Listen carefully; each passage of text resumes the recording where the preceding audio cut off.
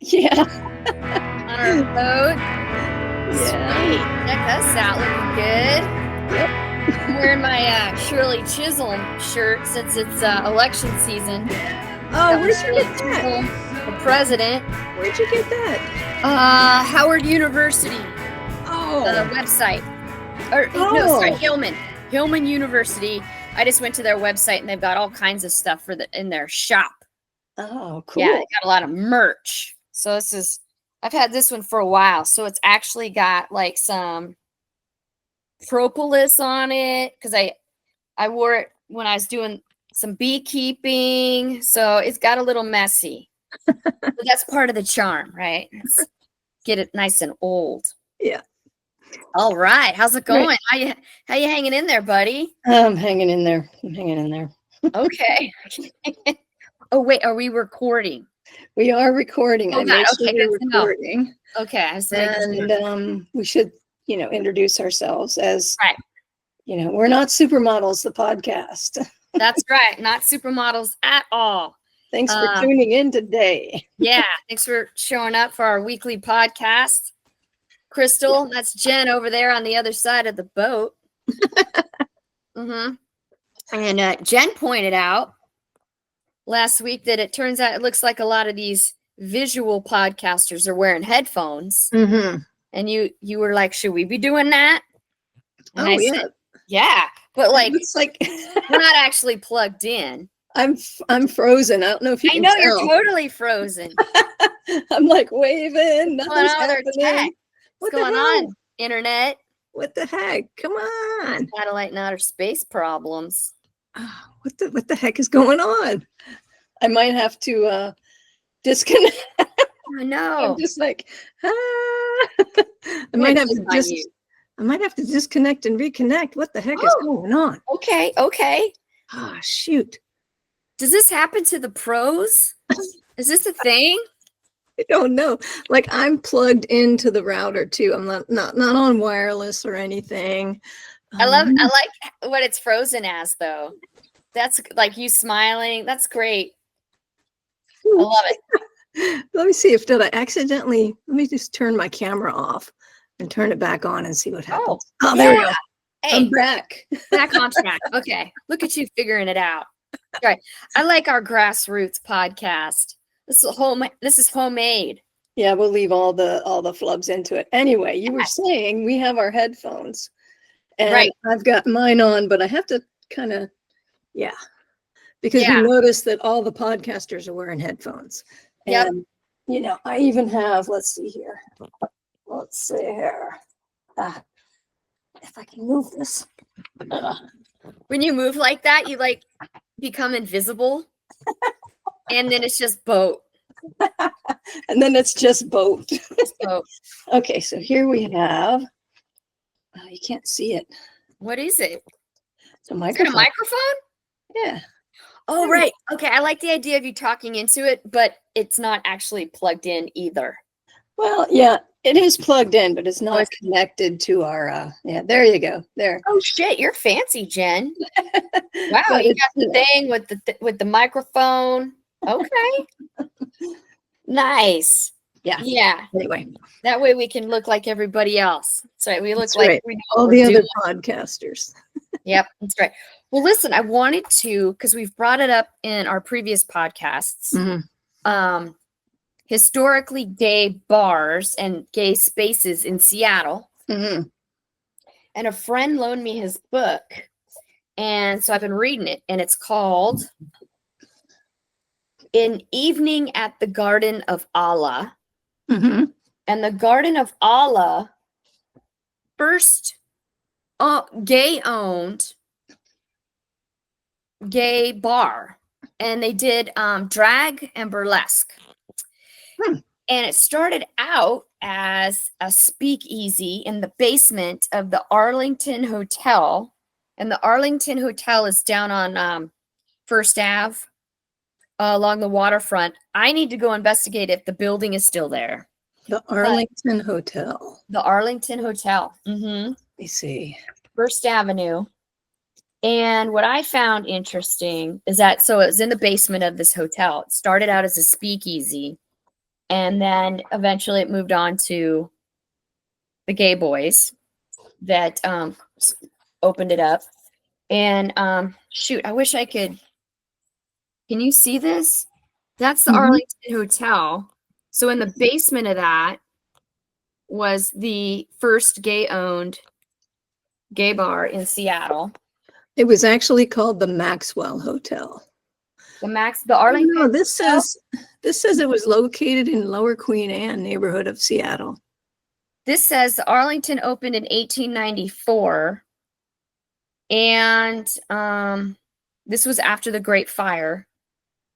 And then on the map in here, it shows its location as boop, boop, boop. I'm going to show you guys this. Yeah. Oh yeah, I'm finding it. It's on First Avenue. So I don't know why they said it was in Lower Queen Anne. Yeah. So there's the waterfront. For those of you listening who haven't been to Seattle, water. Lower Queen Anne is way farther away. Way far away. Downtown Seattle. Yeah. So this is the waterfront where like the aquarium is. Then you got Western Avenue, and then you got First Avenue, and the Arlington Hotel is like right here. So right in the heart of like Pioneer Square and First Avenue, like down in the zone. Yeah. So anywho, so that was the first gay bar. Yeah, and gay owned. Gay owned. Okay. Gay operated their own business down there in the basement. And so the book is really interesting because it's all about the various drag queens and their history, and also just the history of Pioneer Square. Excuse me. I've been doing a lot of talking lately.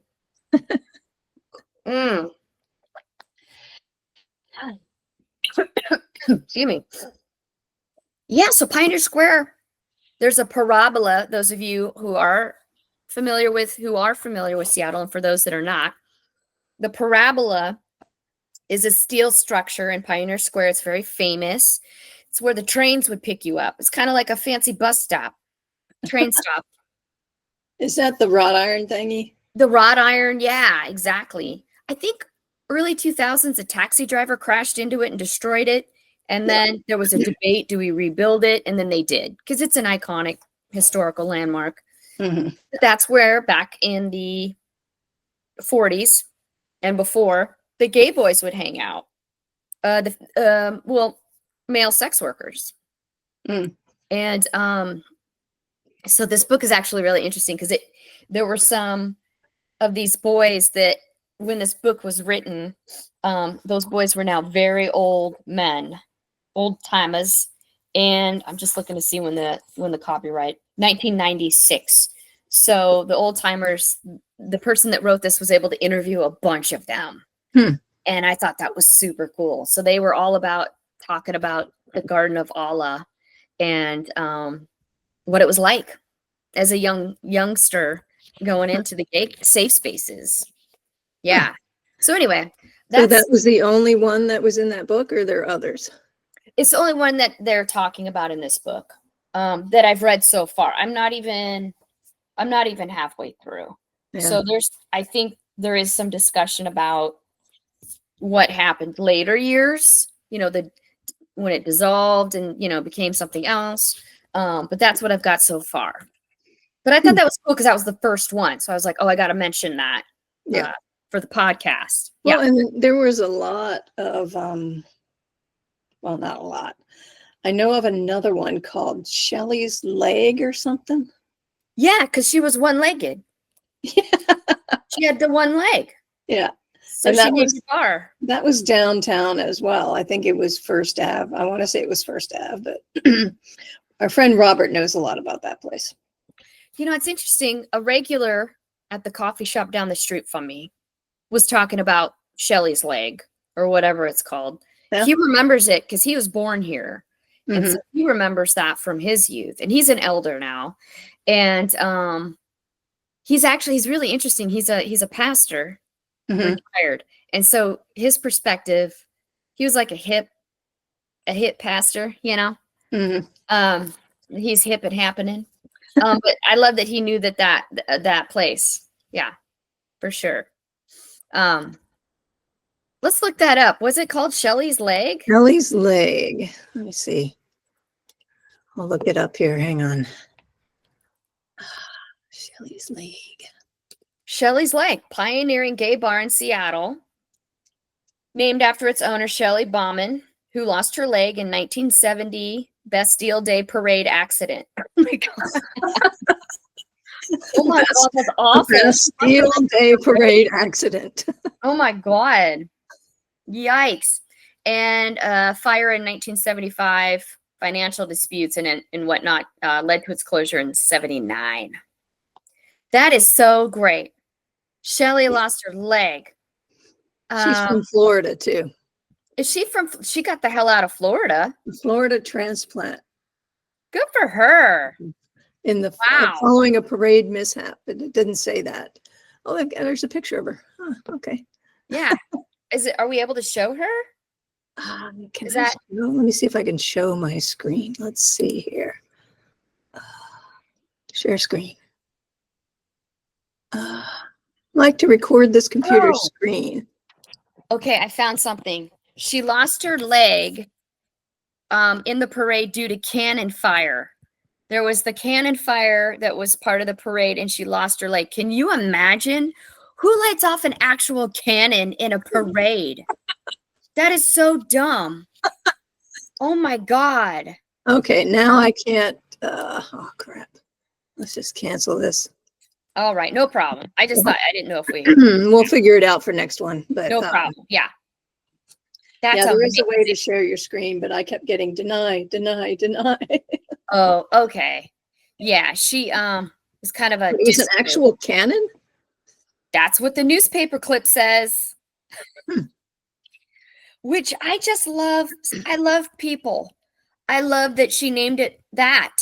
Mm-hmm. You know, like, of course, I'm gonna name it after my missing leg. Like, what a sicko. That's so brilliant. God, people would carry her upstairs and stuff. Yeah. Oh, and I see an image of her in an old wheelchair, one of those shit wheelchairs. Yeah. Wow. Okay. I want to say there's some place downtown that I had been before. Okay. Was it the old Shelley's leg and it's just something new now? It's possible. And I don't even remember why I was there or who I was there with. I want to say I was there with I want to say it was with Vera and some people, but okay, I don't remember. But there was some bar down on 1st or 3rd that was still around, at least 10 years ago, at least, maybe a little bit longer than that. But it wasn't the catwalk that we discussed last time. Wasn't the catwalk. No, catwalk was its own entity. Yeah, it was. It was a fire hazard. That was like at Yesler and something, right? Yeah, it's like Washington and 3rd or something. All right, Jen, so let's talk about other stuff. Last week, we both were busy, and you were doing legal stuff. Mm-hmm. With the parasite. You called the person a parasite last time we spoke. Mm-hmm. And I thought you were referring to your mother, but it wasn't your mom. It wasn't my mom. Yeah, someone else. And I hope that's going well for you. I hope you're working it out. I think, my part went well. Is this something we should talk about for our fans? It's to the point and you're like, oh shit, I'm going to go kick it with Dad. And it turns out you find out that I'm sure that's a thing. I'm sure that's a real problem. I think it's something that we should talk about in the future. Okay, let's talk about in the future when there's not as much heat around it and stuff. Yeah. And legal stuff. Okay, got it. Got it. I'll probably have to edit some of this out, but Oh, really? It's totally fine, buddy. Sorry. It's totally fine. I didn't realize I didn't use names. Okay, got it. Well, right. I didn't either, and I don't know that I can or cannot talk about it, but better safe. We're on the side of caution.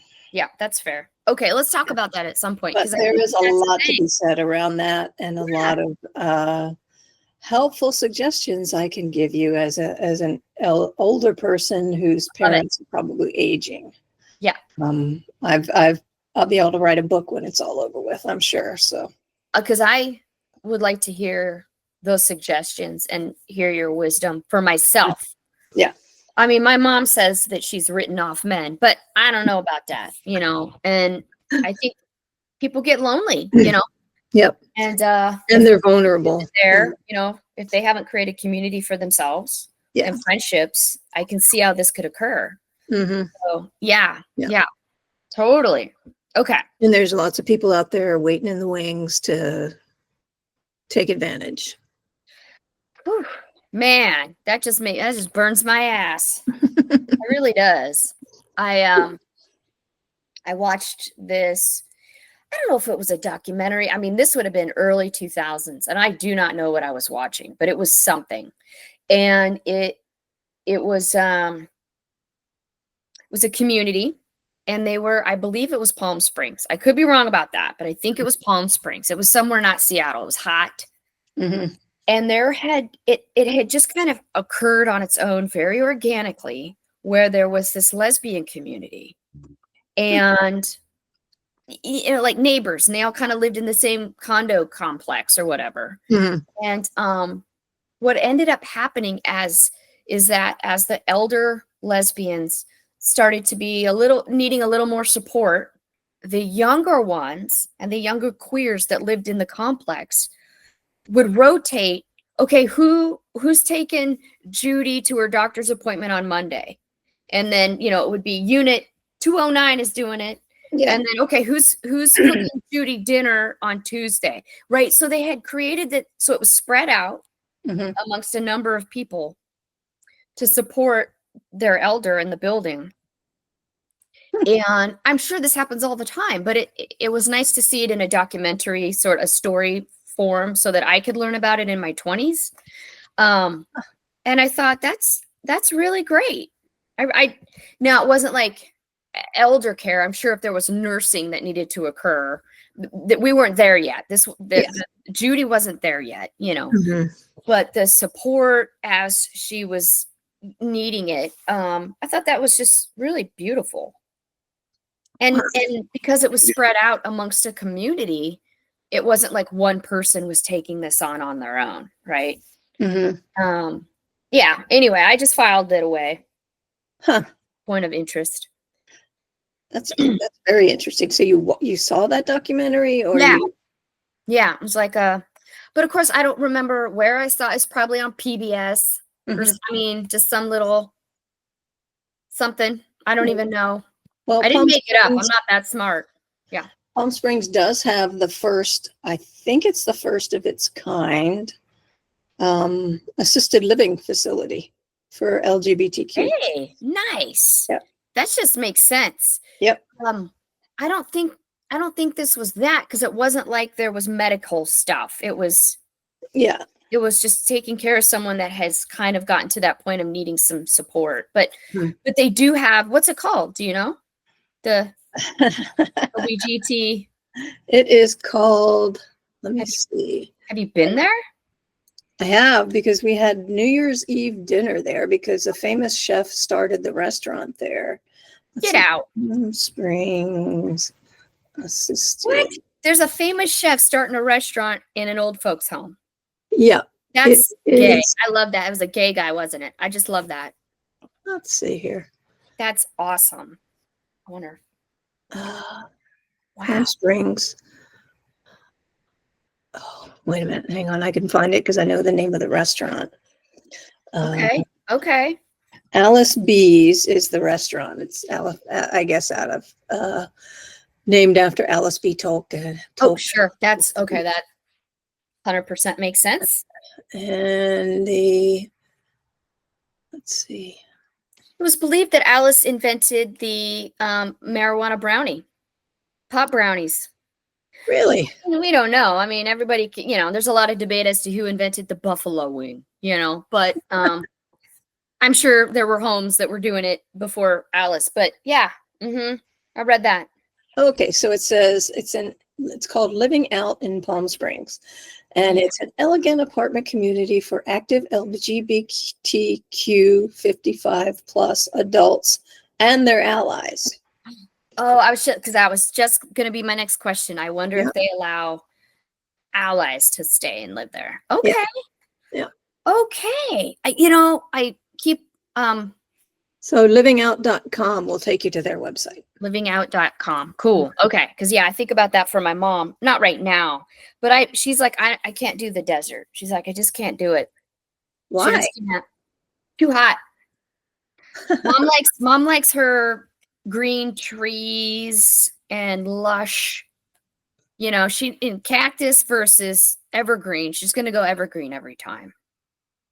Maybe she could winter in a desert, because who the hell wants to be in Seattle in January? But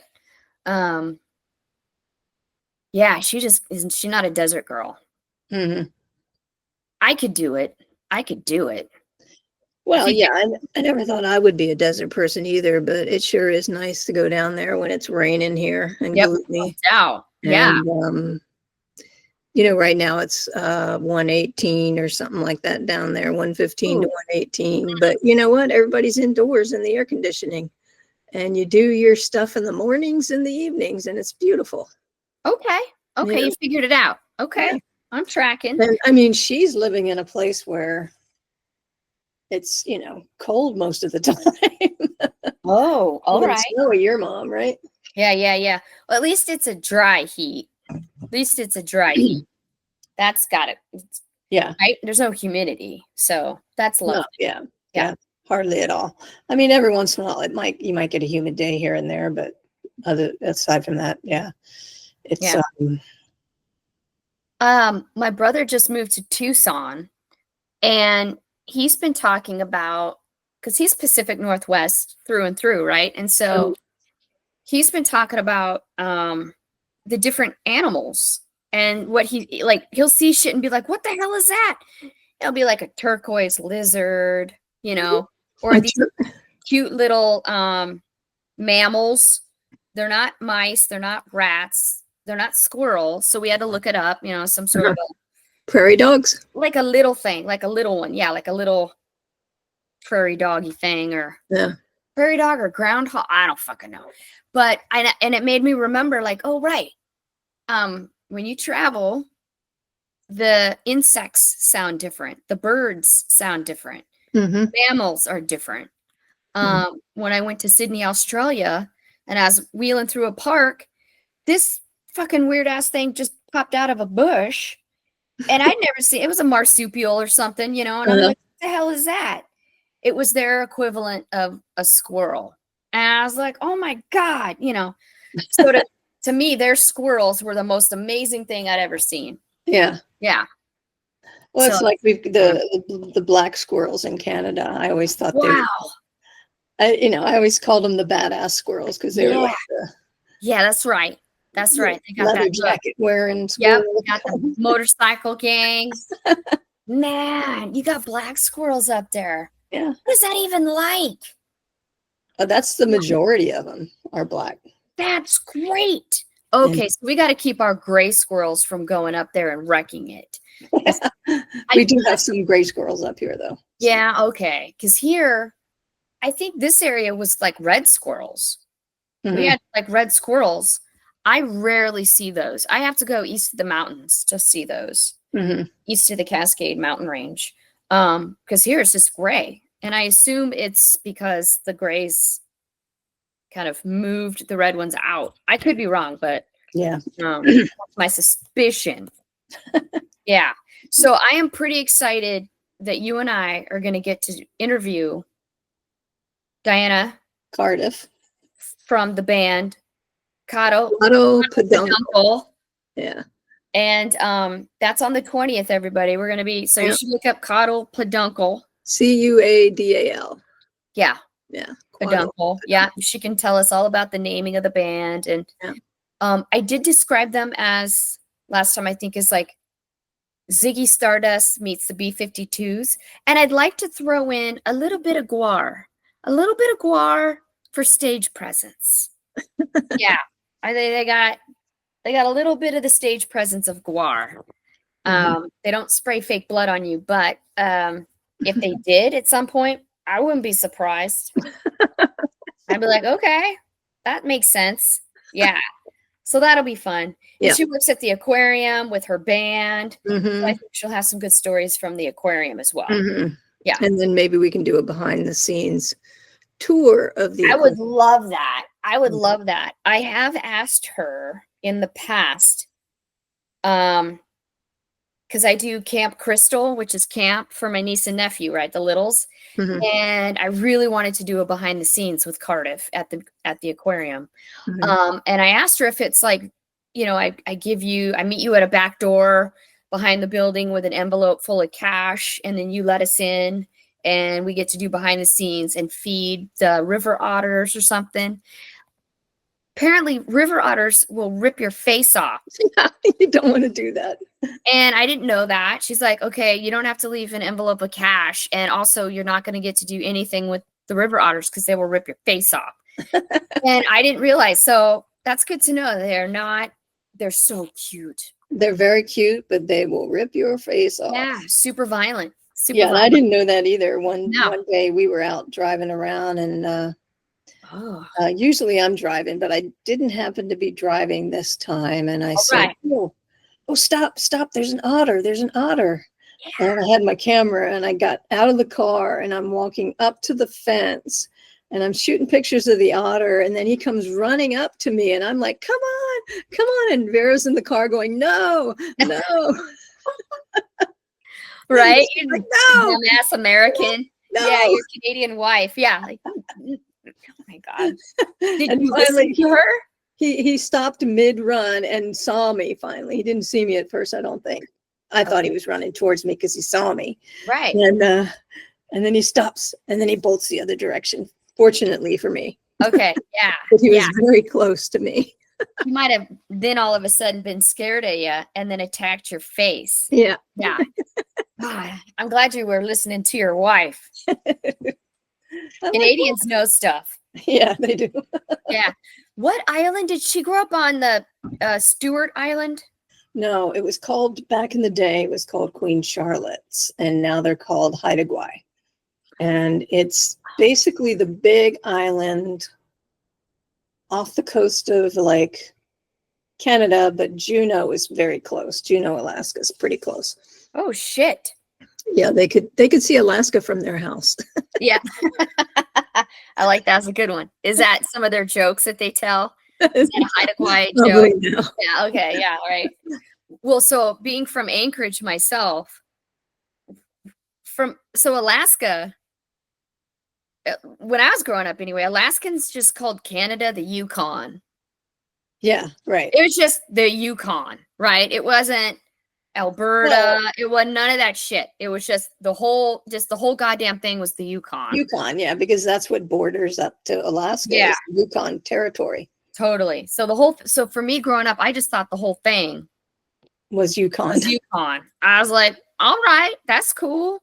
And so now I see that it's actually just a section of the whole landmass of Canada. It's like, the part that butts up against Alaska. Yeah. I'm like, okay, that's the Yukon. So now, where have you been in Alaska? Like, what parts of Alaska have you been to? Sure. I've been to that I know of. I mean, my mom might have taken me all over and I don't remember, but Skagway. And if I'm not mistaken, at least when I was a kid, Skagway, you could only get there via the train. So Skagway, Alaska, of course, Anchorage, right? Seward, Homer, Fairbanks. Spent quite a bit of time in Fairbanks because my godparents lived there. Oh, so when my single mom needed a break from her 2-year-old, she would drop me off there and be like, okay, I see ya.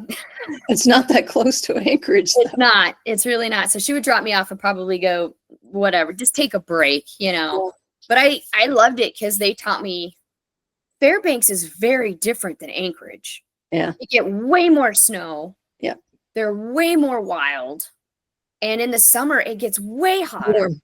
So they had like grasshoppers, and they could grow sunflowers, like mammoth sunflowers. I mean, all kinds of stuff that I just didn't experience in Anchorage at all. Like they could grow vegetables and stuff. Well, they have seasons up there, I guess. Yeah, so they got seasons big time. So like they would get on their snow machine and I'd put on my skis and I'd do the little rope tow behind the snow machine. So they'd pull me around the yard. Yeah, they were a lot of fun. Ray and Tom. Nice. So Fairbanks, and then Prudhoe Bay, And then my mom took me to Barrow once. Oh yeah. Up to the base. And apparently children are not allowed there for obvious reasons. But you mean the what, when you say base, what was that? I don't know. She just called it the base. It's just, we're going up to the base in Barrow. And I assume it's where, because she worked for the airline. And so there's the airlines that would run flights for all the oil workers. And so in hindsight, I'm assuming it had to do with the airlines or maybe the oil workers. I don't think it was the military base. I didn't grow up around military, so I don't know. But I remember this was after John Carpenter's The Thing had come out. And it had just come out on VHS. Yeah. So my mom, who's a little twisted, which I love, flew up there, and there's a theater at the base. There's a little theater. And so she put that in the VHS. They all watched it. Because remember, it was new. So like nobody scared the shit out of everybody and then left. And I thought it was good. But yeah, all I remember of it was there was a lot of metal. Everything was metal. And I remember my mom really hammering it into my head. You're not supposed to be here, so you be quiet. You're not supposed to be here, so you be quiet. And so I go in the first room I remember was this big cafeteria. Well, it was big because I was like 2 or 3. And there was the meanest looking lunch lady I'd ever seen, like a burly lumberjack of a lunch lady. And I smiled and waved at her to make friends, and she was not smiling back. So I think my mom was in trouble. Yeah. I assume it's because it's just dangerous because of all the men. That'd be my guess. Yeah. Because men are perverts. I don't know. That's the only reason why I can assume children weren't allowed up there is because men are, Yeah. They get child molesty and rapey in isolation. I don't know. I could be wrong, but that's what I was thinking. Well, yeah, you didn't. Yeah. Yeah. And that's was that when you were up there, was it dark all the time or was it light all the time? Oh, I don't remember any of that. I think we were there for one night and came back. Never been to Nome. Always wanted to go, but there's no roads. You have to fly in. Still to this day. And never did Denali National Park. Did a lot of Girdwood and Mount Alyeska, which is where the U.S. Olympic ski team trains. So that's where I learned how to ski, was up on Alyeska. We did that a lot. But that's that's all I remember. Where you been? Because you've been up there. You hit some villages too, didn't you? Yeah, I've been to Barrow. Okay, yep.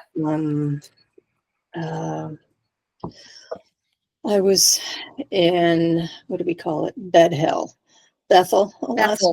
We called it Bed Hill. Okay. Okay. Yeah. Spent some time there during the 24 hours of sunlight. Whenever that was, that probably was summer, I guess. Yeah, summer, right? Or spring, maybe. Okay. Yep. Dillingham. Oh. Okay. Glen Allen, which is close to the Yukon. What the hell were you doing? Were you setting up internet or something?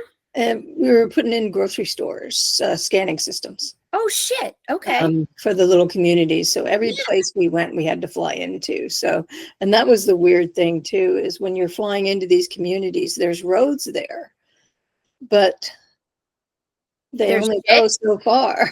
Oh, God. Oh, okay. Got it. Wow. There's roads, and if you follow the road out of town, you're in the woods, Wow. So were you, oh, sorry, go ahead. I'm so curious about all this. I didn't know this. No, we just had to fly in. Wow. Like bush pilot? Like Cessnas? Like you were in a Cessna? Yeah. Did you land on the water, or were you landed on land, or both? Land on land. Didn't ever land on the water, but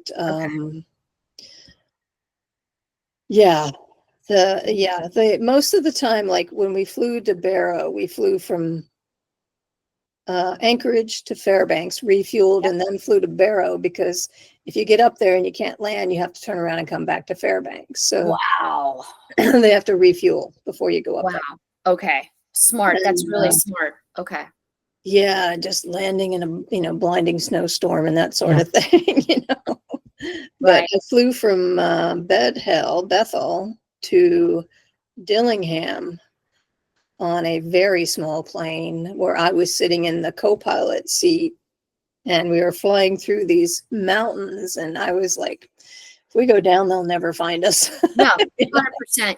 You were, you were a statistic. Yeah. You would be a statistic. Yep. And as they said, you only had to be faster than the slowest person in your group, because if a bear was coming after you.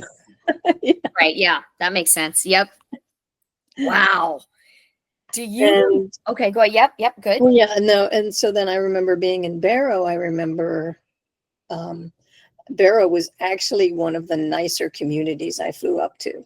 Okay. Because they had bus service, they had police force, they had, they had a little city going on. Yeah.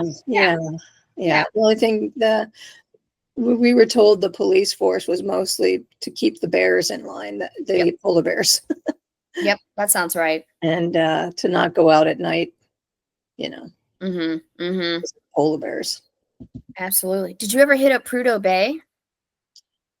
Well, Prudhoe Bay was that up north? I think Barrow is the tippy top, but I feel like Prudhoe's not too far away. Yeah, I think was it Whitehorse that's up there? Oh, yeah. So our flight would go to Barrow and then to Whitehorse. So we would get off in Barrow. And I remember standing on the cliffs of the Bering Sea. Whoa. And, it was in November when I was up there. So it wasn't quite dark all the time. So we'd get a little tiny bit of sunlight. Okay. It was like dusk. And I just remember looking out over the Bering Sea and the ice and everything. And damn. And we were 300 miles north of the Arctic Circle. Isn't that nuts? Yeah. Okay, so let's see. Yeah, Bering Sea, and then Prudhoe Bay is to the right of Barrow, to the right and a little down, and then there's the Beaufort Sea, which is like where the Yukon would be up there. Wow, super interesting. Okay, I love that shit. I love it. The thing I liked about it the most was, I went up there to see the Northern Lights, and I only saw them once while I was up there, but I would go up there and work in the wintertime, and then I would come back to Seattle, and I'd be like, oh my God, it's so warm down here. Right. 60, 50 degrees. It's shirt sleeve weather. Well, did that job pay well? Because that sounds like a good paying job. Really? Yeah. Huh. It should have paid better. Yeah, I just, for the remoteness of, where you were going and the time it took to get there. Okay. I thought that would have created some, financial incentive to do that work. Okay. I did it because I wanted to see the Northern Lights. Oh, did you see them? Once. One time. In Glen Allen. I was out in Glen Allen, and I went out to plug the car in one morning, and the whole sky was just kind of pulsating green. Love it. Yeah. Love it. Yeah, that's good stuff. I saw the Northern Lights. I remember at least once. It was one time.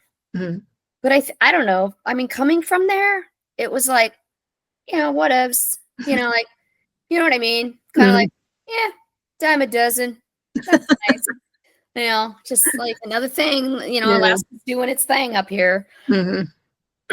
Or like, we'd go on these ferry rides. It was something to do with the kids, right? So as kids, grandma would take us on a ferry, and there'd be whales. And I always wanted to see orca whales. Never saw one fucking orca whale when I was in Alaska. I only saw them when I moved down here to Seattle. What kind of whales did you see up there? Just the humpbacks, or? No, not even that. To this day, I don't know what they were. They were little. They're whales, and I don't know what they were. They were not anything. They weren't the white ones. No. Oh, we do see belugas. Right. That's the one we would see. That was interesting. The rest were whales. I don't know what they were. They weren't the big ones. Yeah. Right. Probably. it's possible they were right whales. I don't know what they were, but and we saw narwhals once. That was exciting, and they're little. There's a You little. mean narwhals? That's what I meant. What did I say? With the pony, Yeah, the pony. yeah. The horn Narwhals. narwhals. Saw Those that. are amazing. They're like Those are amazing. the unicorns of the sea. Yeah, absolutely. Yeah. But it got to the point with whales, having done it so many times as a kid, that I got so sick of them. And FYI, when the whales that I was seeing breathe, do their air, it stinks. It's one of the worst smells I have ever smelled. And so it'd be, oh, come see the whales. And I'm like, no, thank you. I've seen enough fucking whales. They smell bad. I don't want to have anything to do with them. I'm done. And I think I was like 10. I was like, nope, I'm over it with those. No, thank you. No. What is it when they come up? What is it when they do the air? God damn it. You know what I mean? Well, you mean they just, not the breeches, but No. Yeah, when they come up to breathe air and when they spout. They go. They're spouting. Yeah. Yeah, that's when they're doing their spouts. I was like, pew-wee. Stunk. Have you had that with whales? I don't think I've ever been that close to smell that. I feel like it must just be Alaskan whales, because nobody else has talked about the stench of the spout smell. I don't know. Maybe they don't get close enough. Maybe. And this was back in the day. Like, we were doing so many illegal things, I'm sure. Inappropriate, or things that would be illegal now, right? Yeah. Like, Yeah. you can't go that close to a whale anymore, right? Mm-hmm. You can't ride a whale or fucking anyway, yeah. So well, you weren't riding whales, were you? no, I wasn't, but I'm sure people have done it. And it's probably now illegal, because that is not supposed to touch them. It's not okay. Touch them. So anyway. All right. Okay. So there's that. Okay. So you were there. So you hit up a lot more places than me. That's great. And I love how wild it is. I love that you can go to Alaska and literally be eaten by a grizzly. I think I love that. I'm like, yeah, you're goddamn right. Did you see the thing on Facebook recently? It was, I think they were in a river fly fishing or something. And for some reason, the Kraken mascot was with them. I don't know if it was staged or what, but it was this thing that popped up yesterday, and it said, Kraken mascot gets charged by grizzly.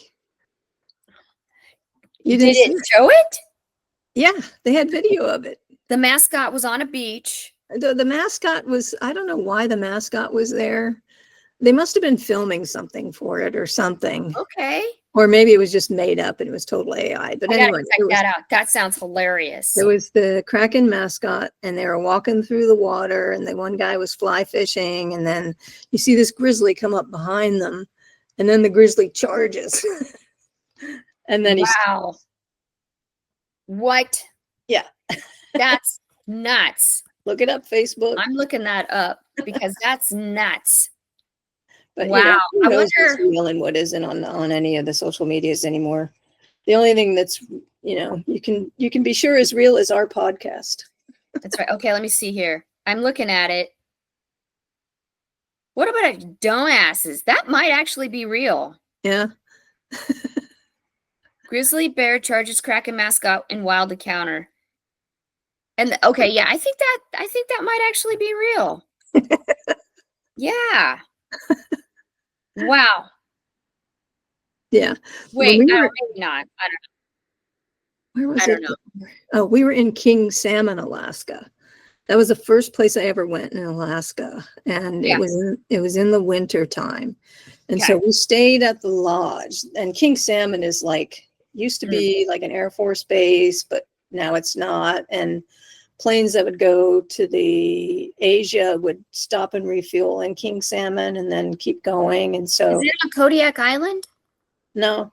Okay, it's its own thing. It's in the islands, though. It's kind of down in the island. In the Aleutian. Okay. Yep. Yeah, and so where we were at. In fact, they had pictures of Tom Hanks and other people that would stop over there and gas up their on the jets. They would be their on the private jets. planes. Yeah. Well, no, on the jets, they would stop and gas up, and I guess people would get off the planes, and Wow. they had pictures of Tom Hanks and things like that. And so that was the first time I ever went. And then we stayed in the lodge there, and we walked across the frozen riverbed Whoa. to the grocery store, hardware store, side by side. And we would get up early in the morning and walk over there and get into the store before it opened up. And one morning we're in the store, and the guy that runs the store, manages the store, comes in, and he said, "Did you see the bear tracks outside?" And we're like, "No." Oh shit. Big, huge grizzly bear tracks. Yeah. Right outside the door that we just Whoa, man. It was sneaking up on your 6. Yeah. And you guys, wow. And you didn't even notice. We didn't even notice. And I remember in the lodge there, they had a fish hanging on the wall. And it was huge. It was this huge fish. And I'm like, what the hell kind of fish is that? It was a salmon. It was a king salmon. And it was like, I don't know, like 65 pounds or something. Yeah. We don't grow them like that anymore. We just fish the shit out of them. Yeah. Wow, that's cool. And they would say that in the springtime, or whenever they spawned or whatever, that they would go out in their little boats, and you could pretty much just reach over the end of the boat and pick up a salmon. Yeah, I believe it. But then also the bears would be there too. That makes sense. Right. And it's called king salmon. Hello. Right. Okay. That makes sense to my brain. Isn't that so? The fact that you had a huge grizzly and you didn't even notice it, not even when you went inside, was this like, did the grocery store have windows? Not in the back of the store. They didn't. No. Oh, it was the back of the store. Okay. They're in the back doing all the programming. Got it. Oh, okay. Because I was thinking if all the windows and you still didn't see it. I'm like, I don't know. I think Sasquatch could be real. I really do. I think those. I've been feeling that since I was little. My mom taught me about them. You could have a big giant animal right there, and you wouldn't even notice. You wouldn't even know it was there. You're not. If we're not in tune, Man, that's cool, Jen. You almost got murdered by a bear. Maybe. Well, I don't know. I think he probably came around after we were. I mean, who knows where he was at, but he was definitely scoping out by the door that we had just come in. Yeah. Checking out the smells. He smells some smells. For sure. Oh, I love that. Yeah, never saw a grizzly. Not once. Not one time when I was there. Never. Super bum. I mean, I guess that's a good thing, because if you see one, lots of moose. Yeah. I didn't see a lot of stuff, and we were in the woods all the time. We see rabbits, like white rabbits, because they turn white in the wintertime, and lots of rabbit pellets, rabbit turds. But moose, that was it. Never saw wolverine, never saw a porcupine, and they were in the woods. They were in our woods, because dogs would come home with porcupine face. Oh. Yeah, it was bad. Yeah. Oh, man, poor bastards. And we learned about them in school. Like, don't touch them, because they will, and they would pass around porcupine quills in class. So see that they had the barbs on them, so that we knew that it goes in, and it you can't pull it out without tearing flesh, like an arrow. Yeah. I'm so sad, though. I would have loved to have seen one. Yeah. We were up in northern BC over the weekend, and we went for a walk down on the river, Nechako River. All the way down there, there was all kinds of bear scat and bear fur and all this, they were everywhere, apparently. Cool, man. And Vera's like, if we get attacked by a bear, I'll throw myself in front of the bear for you. Oh, that's sweet. That's the Scorpio rising in her. Yep. Right. Protect her, Jen. That's right. Now, you guys just got back from a birthday party, her sister's, Mhm. your Yeah. wife's sister's birthday. And where was that again? Prince George, BC. Okay.